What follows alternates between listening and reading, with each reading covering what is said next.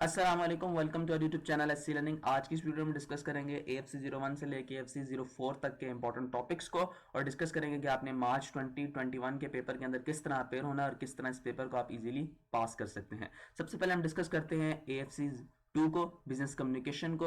अगर मैं इसकी वेटेज आपके साथ डिस्कस करूं तो कंसेप्ट से 10 से 15 नंबर का पेपर आता है। इंटरपर्सनल स्किल में से 20 से 25 नंबर का पेपर आता है। कम्युनिकेशन वाया द इंटरनेट से 10 से 15 नंबर का पेपर आता है। इसके मोस्ट इंपॉर्टेंट चैप्टर जो है वो चैप्टर नंबर 9 है, चैप्टर नंबर 5 है, चैप्टर नंबर 3 है। चैप्टर नंबर 9 में से तकरीबन 14 के करीब जो है वो एमसीक्यूज आते हैं। इसके अलावा आपके पास जो है चैप्टर नंबर 5, वहां से भी काफी एमसीक्यूज टेस्ट करता है। चैप्टर 3 में से लाजमी 3 सीज में से 3 एमसीक्यूज जो है वो लाजमी हर दफा जो है वो टेस्ट किए जाते हैं। चैप्टर 9 में से जो इसके इंपॉर्टेंट टॉपिक है वो ईमेल है, वेब होस्टिंग है, ब्लॉग है। इसी तरह चैप्टर 5 में से काफी कुछ टेस्ट करता है जिसमें गेस्टर, क्रिएटिव थिंकिंग, ठीक है, इंटरपर्सनल कम्युनिकेशन स्किल, उनमें से भी जो है वो आपका पेपर जो है टेस्ट करता है। यहाँ पे सबसे पहले आपने तैयारी में क्या करना है, चैप्टर 9 को करना है, उसके बाद चैप्टर 5 को करना है, चैप्टर 3 को करना है, उसके बाद आपने chapter number 8, chapter number 1, chapter number 7 और फिर रिमेनिंग जो चैप्टर्स आ जाएंगे उनको आपने कवर करना है। अपनी तैयारी में सबसे ज्यादा फोकस जो है आपने चैप्टर 9, चैप्टर 3 और चैप्टर 5 के ऊपर करना है।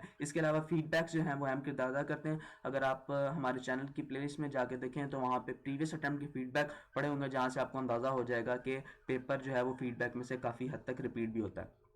अब थोड़ी सी डिस्कस कर लेते हैं AFC 3 की, जो कि हमारे पास क्वांटिटेटिव मैथमेटिक्स का पेपर है। इसके अंदर 50 नंबर का मैथ से पेपर आता है, 50 नंबर का स्टैट से पेपर आता है, टोटल 100 नंबर का पेपर है। ठीक है, यहाँ पे अगर मैं थोड़ी सी आपके साथ डिस्कशन करना चाहूँ कि इंपॉर्टेंट एरियाज कौन कौन से हैं, तो मैथ्स के अंदर जो इंपॉर्टेंट एरिया है वो चैप्टर 5-6 जो कि हमारे फाइनेंस का चैप्टर बनता है।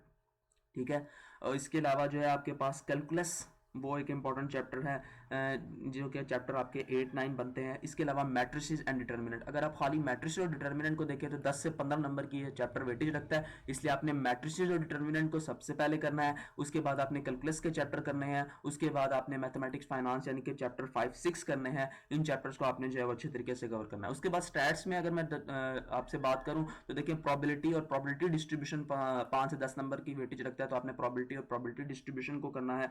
उसके बाद आपने जो है मेथड ऑफ लेटेस्ट, जो रिग्रेशन का जो हमारे पास चैप्टर था उसको आपने करना है। उसके बाद आपने जो है बाकी जो स्टैट्स के जो फार्मूले हैं उनके ऊपर आपने ग्रिप रखनी है। जी टेस्ट, टी टेस्ट, इनको आपने अच्छे तरीके से देख लेना है। और सर दाऊद शाह साहब की जो असाइनमेंट है उसको आपने लाजमी जो है वो परफॉर्म करना है। अभी जो है सर दाऊद शाह साहब की मार्च 2021 की असाइनमेंट आ जाएगी, उसे आप परफॉर्म करें। जब तक वो नहीं आती तब तक आप जो है वो दिसंबर अटैम्प्ट के जो पहले 1 से लेकर 195 तक क्वेश्चन है, जो कि मिक्स क्वेश्चन है सर दाऊद शाह साहब के, उनको परफॉर्म करें। इंशाल्लाह जो है काफी पेपर जो है वो सर दाऊद शाह साहब के असाइनमेंट में आता है, तो सर दाऊद शाह साहब के असाइनमेंट को आपने अच्छे तरीके से परफॉर्म करना है। अगेन मैं आपको बता दूं कौन कौन से चैप्टर आपने पहले करना है। सबसे पहले आपने मैट्रिसेस करना है, उसके बाद आपने जो है वो फाइनेंस के चैप्टर है वो करने हैं, उसके बाद आपने कैलकुलस करना है, उसके बाद जो है आपने प्रोबेबिलिटी पे जाना है, और रिग्रेशन और कोरिलेशन जो कि आपके कैलकुलेटर के ऊपर ही परफॉर्म हो जाता है उसको आपने करना है। उनको करने के बाद रिमेनिंग चैप्टर्स को थोड़ा सा ओवरव्यू करना है, और फार्मूले तमाम जो है वो आपने एक पेज के ऊपर लिख लेना है, ताकि आपके जब पेपर के डेज आए तो वो एक ही पेज से आपको फार्मूले रिवाइज करने में जो है वो आसानी हो, क्योंकि फार्मूले जब एक ही जगह के ऊपर लिखे होंगे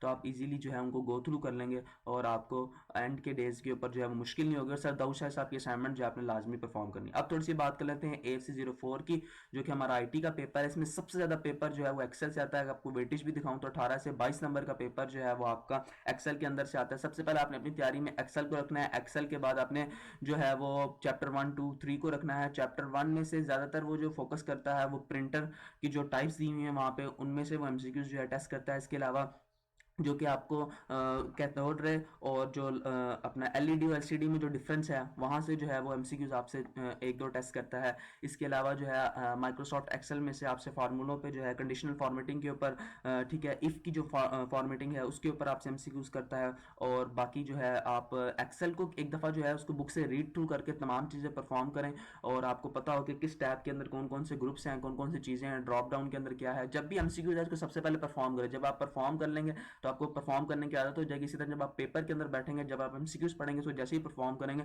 तो आपको उसी टाइम उसका आंसर भी मिल जाएगा। उसके बाद आपने पावर पॉइंट की तैयारी करनी है, और फिर एंड में आपने जो है वो वर्ड की तैयारी करनी है। इंशाल्लाह आपका पेपर जो है वो जरूर पास हो जाएगा।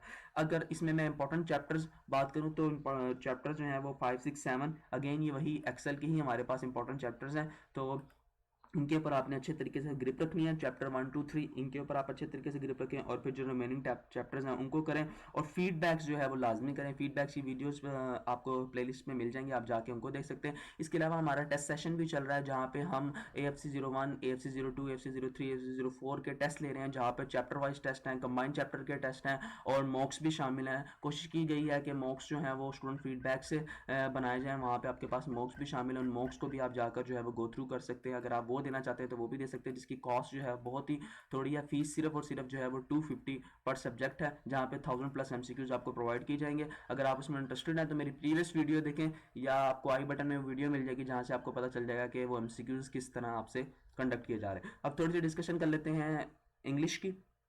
यहाँ पे वोकेबलरी में से 10 से 20 नंबर का पेपर आता है, प्रैक्टिकल यूज ऑफ ग्रामर से 20 से 25 नंबर का पेपर आता है, कंप्रिहेंशन एंड स्पीड रीडिंग से 10 से 15 नंबर का पेपर आता है। यहाँ पर जो इंपॉर्टेंट पॉइंट है वो ये है कि ऑक्सफोर्ड के 3000 जो वर्ड्स दिए हुए हैं उसके अंदर से सिनोनिम्स एंटोनिम्स आपसे टेस्ट किए जाते हैं। इसके अलावा जो पैसेज है, जिसमें आपके पास जो इंपॉर्टेंट पैसेज हैं, वर्बल नॉन वर्बल कम्युनिकेशन, इसके अलावा पब्लिक स्पीच, ठीक है, एटमॉस्फेयर, ये इंपॉर्टेंट पैसेज हैं, इनके ऊपर आप ग्रिप रखें। और इसके बाद जो बकाया पैसेजेस हैं उनको एक अच्छी तरह गो थ्रू करके, और आपने जो है वो टेंसेस के ऊपर ग्रिप रखनी है, और आप जो सिनोनिम्स एंटोनिम्स ईडियम्स वगैरह उनको ग्रिप रखें, और जो फीडबैक है उसको लाजमी तौर पर देखें, क्योंकि फीडबैक में से जो है आपको अंदाज़ा हो जाएगा पेपर किस तरह आएगा।